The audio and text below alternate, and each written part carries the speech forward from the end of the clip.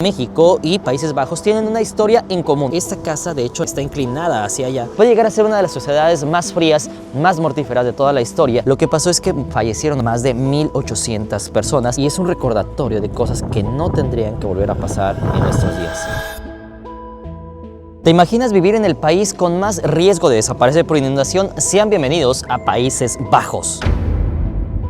¿Hasta dónde puede llegar la supervivencia humana? ¿Sabías que el ser humano es el único ser vivo sobre la Tierra que necesita adecuaciones y adaptaciones para poder sobrevivir? Nosotros necesitamos ropa, fuego para cocinar nuestra comida o un techo donde dormir, entre muchas otras cosas. En palabras sencillas, somos la especie más débil del mundo. Sin embargo, al mismo tiempo, somos la más perfecta y la más avanzada. Somos la única especie capaz de dar solución a millones de problemas. La única especie que tiene la capacidad de crear herramientas para mejorar la calidad de vida. Esa capacidad de supervivencia le ha permitido al ser humano surcar los mares sin tener aletas, conquistar el fondo de los océanos sin tener branquias, soportar fríos extremos sin tener pelaje, volar por los cielos sin tener alas, conquistar el espacio, sobrevivir a diluvios, terremotos, tsunamis, epidemias y a nosotros mismos en cada guerra. Literalmente somos como cucarachas, nada nos puede aniquilar. Y es que nuestra mayor fortaleza es nuestra increíble capacidad de supervivencia. Es por eso que el día de hoy me vas a acompañar a conocer dos escenarios muy diferentes, donde la supervivencia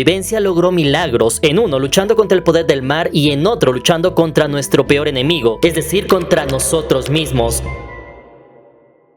Con el tema del cambio climático hemos visto cómo gran parte de los países tienen riesgo de que sus niveles de agua suban y por lo tanto algunas costas comiencen a desaparecer, que los países tengan problemas. Pero si hay un país que tiene realmente un problema grave, ese es Países Bajos. El nombre proviene precisamente por esto, por el agua. De hecho, si tú pones un mapa de relieve, vas a ver que aquí está el nivel de agua del mar y la ciudad de Ámsterdam, algunos lugares están abajo o algunos están muy poquito por encima, es decir, no está muy arriba como la gran mayoría de los países, lo cual funciona como una barrera natural para evitar inundaciones. De hecho, este lugar en el año de 1953 tuvo una inundación gravísima que terminó con la vida de muchas personas y derivado de esto comenzaron a hacer medidas para solucionar el problema y evitar que este país por completo desaparezca de la faz de la tierra en los próximos años. Así que el día de hoy vamos a estar conociendo la historia de este país, cómo solucionan los problemas los países desarrollados, a diferencia de muchos países de todo el mundo que tienen problemas, los focalizan y los van solucionando. Por ejemplo, les voy a dar un adelanto, se han hecho más de 3.500 kilómetros de obras, todo esto con la finalidad de que para el año 2050 este lugar, Ámsterdam y muchas otras ciudades de Países Bajos, en conjunto obviamente con sus habitantes, también tenga cerca del 0.001% de probabilidad de quedar o morir precisamente por inundaciones. Así que sean bienvenidos a Países Bajos, el país que lucha contra la naturaleza.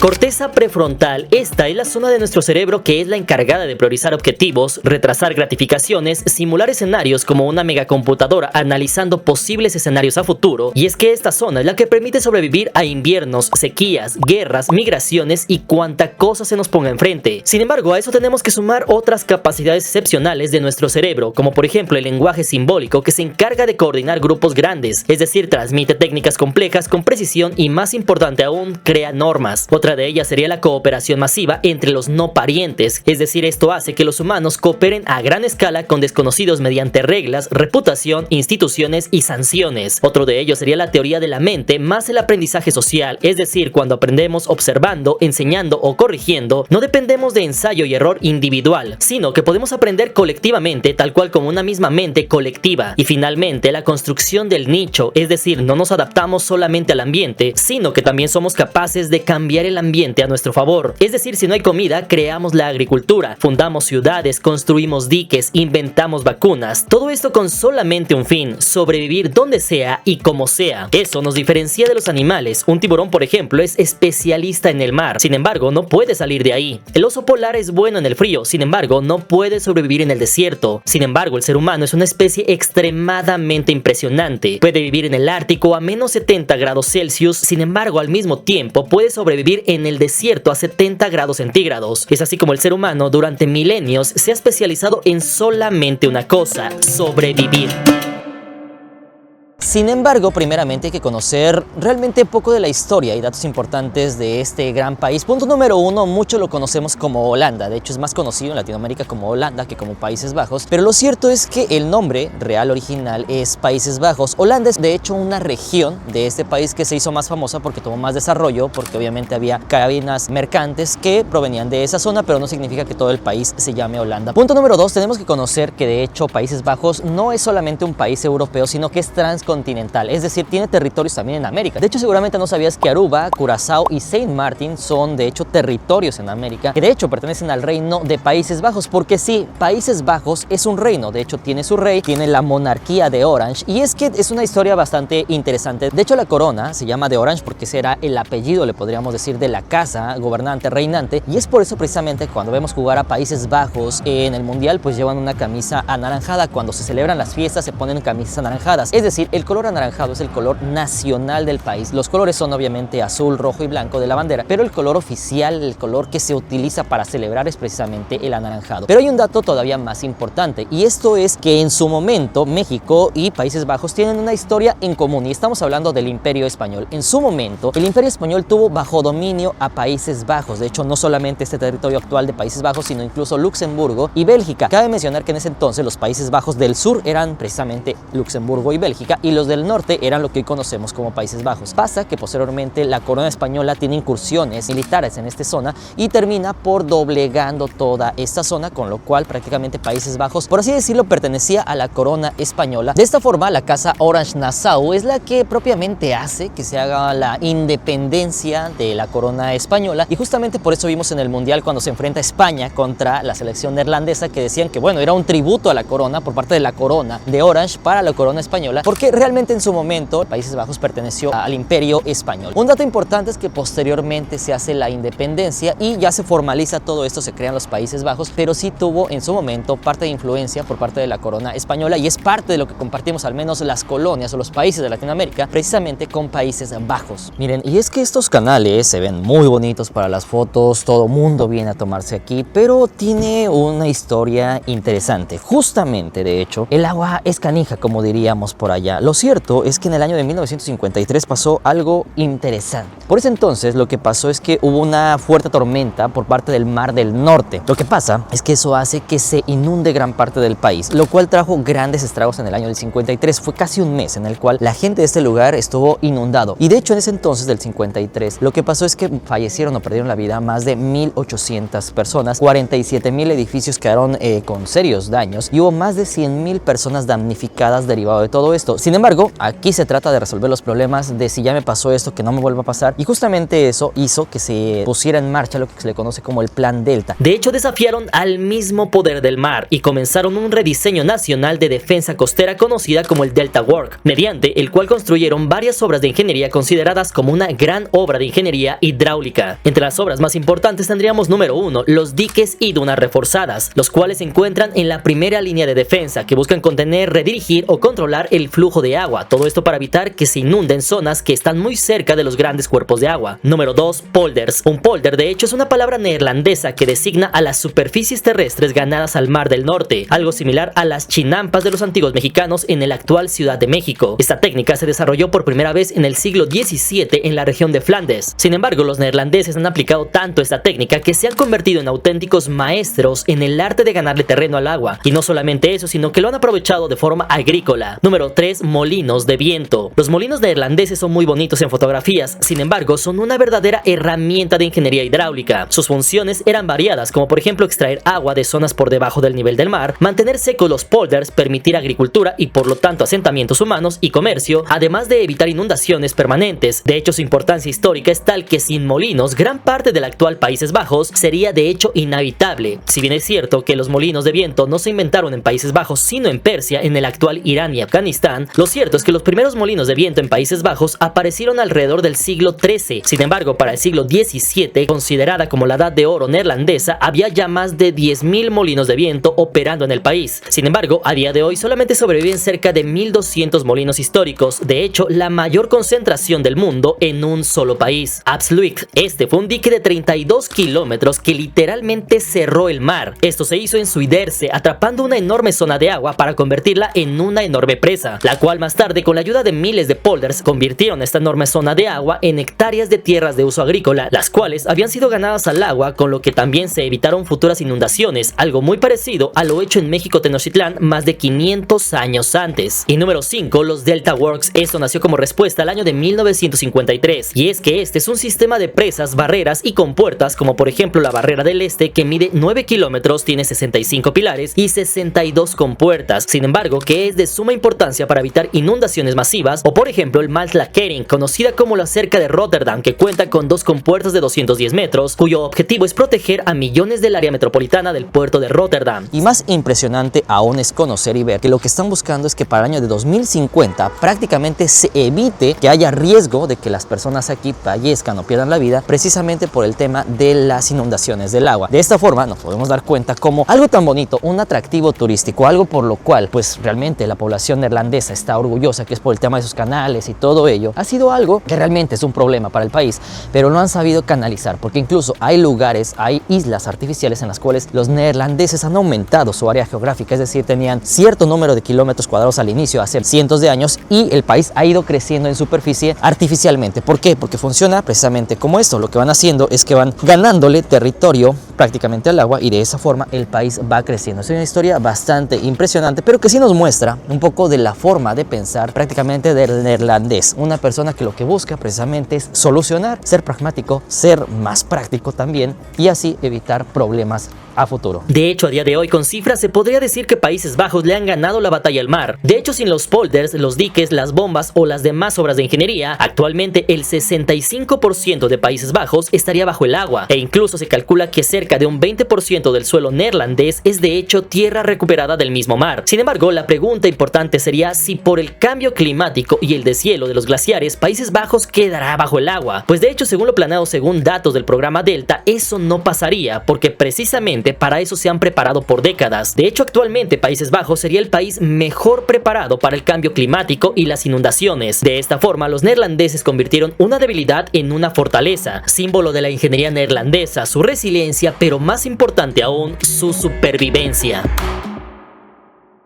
Miren nada más qué chulada. Y de este lado, ¡wow! ¡Qué bonito! Francamente, mis hermanos, Ámsterdam es un lugar hermoso. O sea, yo sé que mucha gente ubica y conoce a Ámsterdam por la Red Light District, pero no. O sea, Países Bajos es un país realmente hermoso que tiene demasiadas cosas para mostrarte. Llegamos a este punto que les quería enseñar.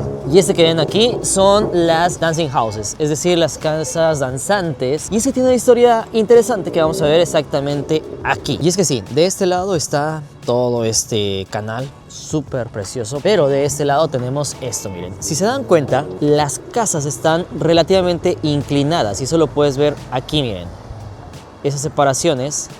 Algunas casas están más inclinadas que otras y eso tiene una explicación científica, pero se ha convertido en un atractivo turístico. De hecho, estas son las casas. Esta se nota más, ahorita se las muestro, pero lo cierto es que les explico mientras ven esta. De hecho, esta no se alcanza a ver de lejos, pero ya si te acercas un poquito más está inclinada, es decir, está un poquito más pegada para acá. Lo cierto es que estas casas tienen una explicación interesante. La cimentación, o para cimentar estas casas, de hecho, yo me hacía la misma pregunta. ¿Por qué? Porque aquí tienes agua. ¿Cómo le haces para cimentar una casa que tiene agua aquí y de este lado vas a poner casas? Bueno, lo que hacen es que en esta parte van poniendo tal cual como unos muros de contención, ya sea con lámina, con madera, lo que sea, y separan la tierra seca del agua. Posteriormente ya comienzan a cimentar toda la casa y esto se hace mediante pilotes, es decir, imaginemos que aquí tenemos la casa, pues van excavando, van metiendo unos pilotes que son, antes las hacían con madera, de hecho desde el siglo XVI las hacían con madera. Posteriormente, después de eso ya cimentan en ese lado de arena y posteriormente comienzan a levantar los pilotes, ponen una serie de vigas que es la cimentación y después comienzan a desplantar todo. El problema es que aquí las casas se han ido de lado y eso lo vamos a ver justamente aquí. Si nos acercamos o acercamos la cámara, vamos a ver cómo de ese lado aquí se ve abajo que está muy angosto, pero conforme vamos subiendo se va haciendo más ancho. Ahí ya le taparon, o sea, le pusieron una lámina tal cual ahí, precisamente por eso, porque la casa se vino para acá. Esta casa de aquí se hizo para allá y esta casa de aquí se hizo para acá. Entonces es la separación que vemos arriba. Esto que vemos arriba, de que aquí es más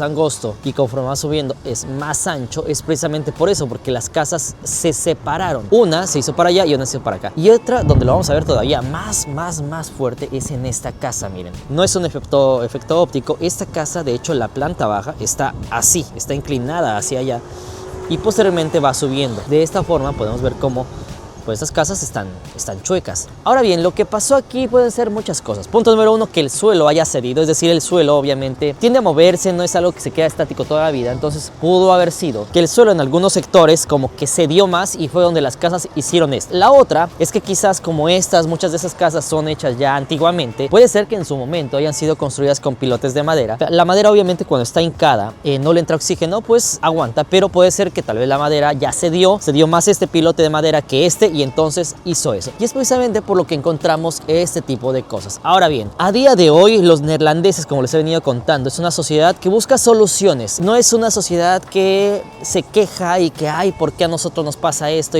No. La sociedad neerlandesa es una sociedad que resuelve. Entonces, están viendo este error. Lo que hacen es que buscan soluciones de ingeniería y lo que se ha hecho en muchas casas y en muchos lugares es que los van arreglando. Es decir, vuelven a recimentar la casa, le meten más pilotes, la refuerzan, hacen cosas y de esa forma pues las casas las mantienen. Sin embargo, a veces la supervivencia no es obligada por la naturaleza, sino por tu misma raza. Y eso lo vivió en carne propia Ana Frank junto a su familia en estas mismas calles de Ámsterdam, viviendo las inclemencias contra su pueblo, al igual que otros 6 millones de judíos europeos. Para Ana y su familia, la supervivencia no se trataba de ingenio o fuerza física, sino de disciplina extrema, de un silencio mortal, de un control absoluto de los riesgos, de ayuda entre unos y otros, de una fortaleza mental capaz de mantener un control psicológico extremo. Todo esto plasmado en unas hojas de papel. De hecho, Ana y su familia estuvieron 2 años escondidos en el Secret Annex. Sin embargo, fueron descubiertos y arrestados el 4 de agosto del año 1944. De hecho, se dice que la familia fue delatada y tras el arresto vino la deportación y el colapso total de condiciones infrahumanas, como por ejemplo el hambre, enfermedad y hacinamiento. Prueba de eso fue la liberación de Bergen-Belsen, donde se mostraba el nivel de horror de los miles de cuerpos aventados sin enterrar, además de decenas de miles de personas enfermas y moribundas con tifus, disentería y anemia. Aquí a mis espaldas tenemos un pedazo de historia y estamos hablando del Museo de Ana Frank. Y se preguntarán por qué este museo se llama como Ana Frank. Resulta ser que en ese entonces la familia de Ana se viene a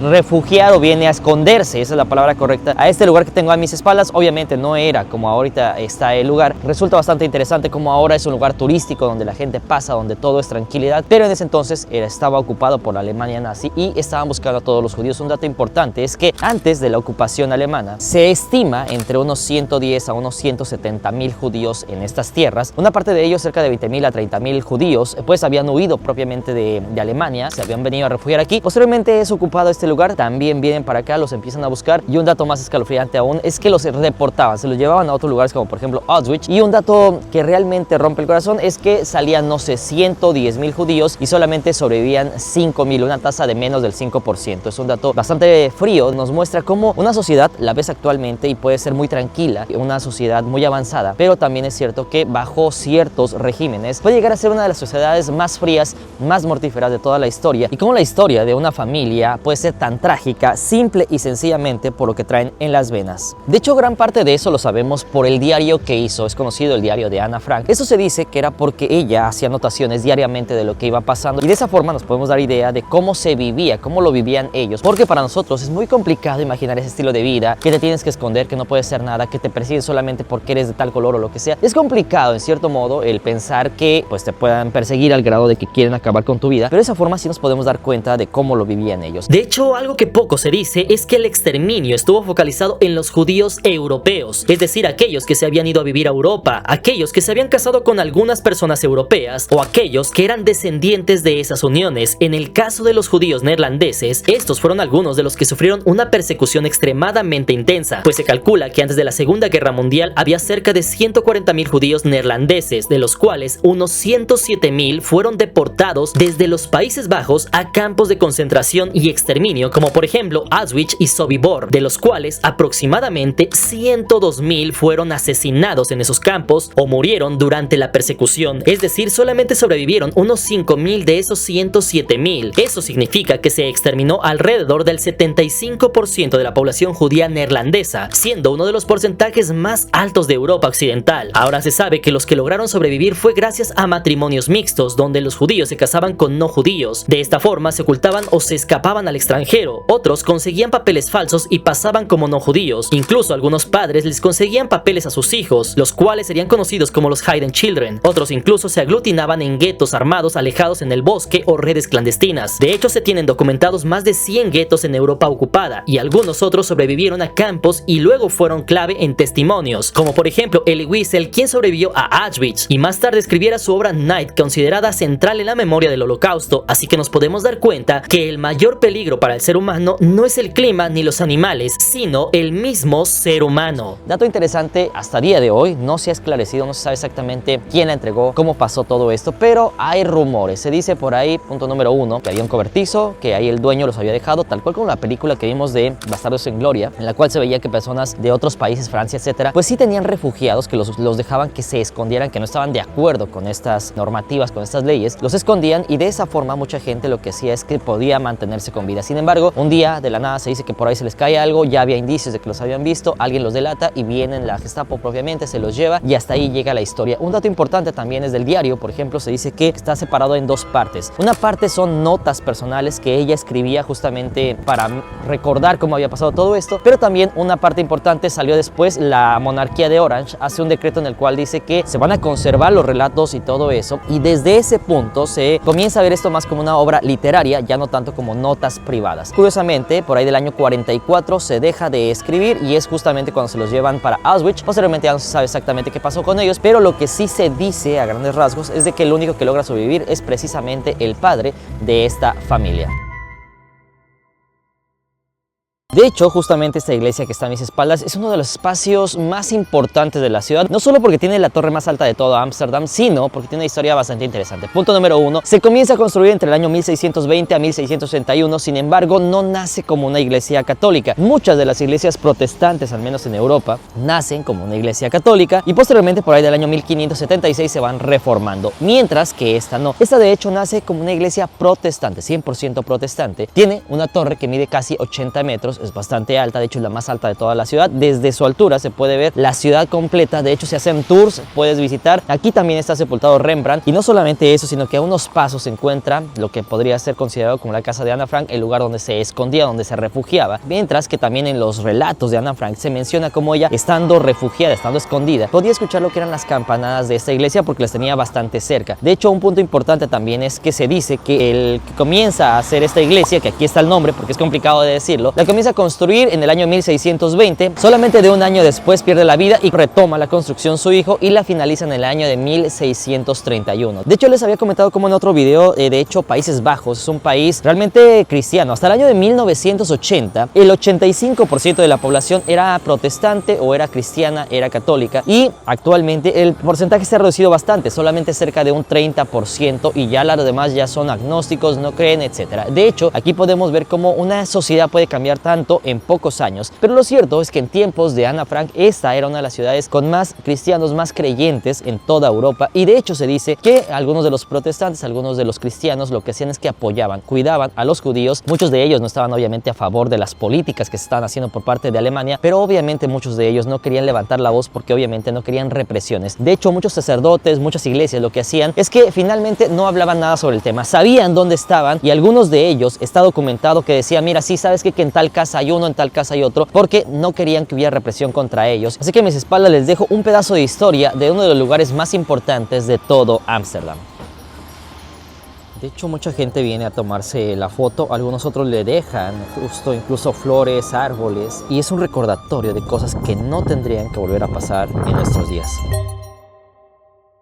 Miren, mis hermanos, esto yo lo había visto en películas, que pues, la gente toma agua. De hecho, se dice que sí es potable o sí es viable tomar. A mí me da un poco de cosa porque estamos acostumbrados que en México pues no se toma el agua directamente de la llave, pero yo he visto que la gente local lo hace, así que...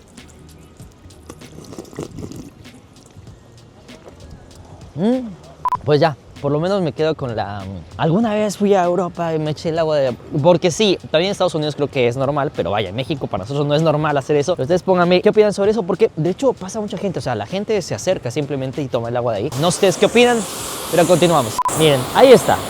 XXX, llévense a Ámsterdam. Y de hecho, algunos dirán, es que es por lo del distrito rojo y lo que sea. No, de hecho, ahorita me dio curiosidad porque en la estatua de Ana Frank, que también está de este lado, también está. Y también la policía tiene XXX, entonces no tiene nada que ver. De hecho, ahorita estoy investigando y de hecho, tiene una explicación muchísimo más profunda. Punto número 1, que sea la heráldica de la Casa Real, que prácticamente es la que estaba gobernando, la más poderosa de esta ciudad de Ámsterdam. Posiblemente sea esa la explicación, mientras que la otra explicación que se da de que son cruces realmente, 3 cruces en forma de X que se ponen en un escudo, que es el escudo de Ámsterdam, y que significan lo que es agua, en este caso las inundaciones, la peste y el fuego. Recordemos que la peste fue muy devastadora justamente en Europa y algunas personas lo que hacían es que propiamente a base de fuego iban eliminando todo esto, pero esas son las dos posibles, así que cuando vengan para acá y vean las XXX, pues ya sabrán exactamente que no se trata de algo de connotación fuera de lugar, sino más que nada